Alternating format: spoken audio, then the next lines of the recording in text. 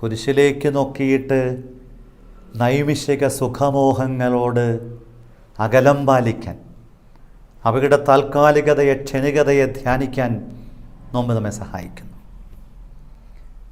വളരെ വേഗത്തിൽ കടന്നു പോകുന്ന നൈമിഷിക സുഖങ്ങളോട്, അവയുടെ പുറകെയുള്ള സഞ്ചാരപഥങ്ങളോട് അരുത് എന്ന് പറയാൻ നോമ്പുകാലം നമ്മെ ക്ഷണിക്കുകയാണ്.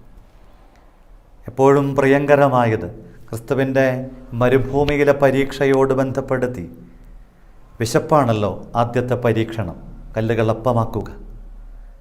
ജീവിതത്തിൻ്റെ സമഗ്ര മേഖലയിലെയും വിശപ്പുകളോട്, ഇഷ്ടങ്ങളോട്, താല്പര്യങ്ങളോട്, അടങ്ങാത്ത അഭിനിവേശങ്ങളോട് അകലത്തിലാണ് എന്ന് ഉറപ്പുവരുത്താൻ തക്ക വിധം ഭക്ഷണത്തോടും ലൗകികമായ ഇഷ്ടങ്ങളോടും, ഒരുപക്ഷെ സോഷ്യൽ മീഡിയ സൗഹൃദങ്ങളോടും, അതിലൂടെ കടന്നു വരുന്ന കൃപയില്ലാത്ത, അനുഗ്രഹീതമല്ലാത്ത അനുഭവങ്ങളോടും അവസ്ഥകളോടുമൊക്കെ അരുത് എന്ന് ബോധപൂർവം പറയാൻ ഇടയാകത്തക്ക വിധം നോമ്പിനെ നമുക്കൊന്ന് സ്വീകരിക്കാം.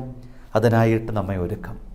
ഈശോയെ, നൈമിഷിക സുഖമോഹ വഴികളോട് തെല്ല് അകലത്തിലും അവയോടുള്ള ബോധപൂർവകമായ കൃപയുടെ അടുപ്പത്തിലുമാകാൻ ഞങ്ങളെ അനുഗ്രഹിച്ചാലും അഭിഷേകം തരണേ. ഈശോ മിശിഹായ്ക്ക് സ്തുതിയായിരിക്കട്ടെ.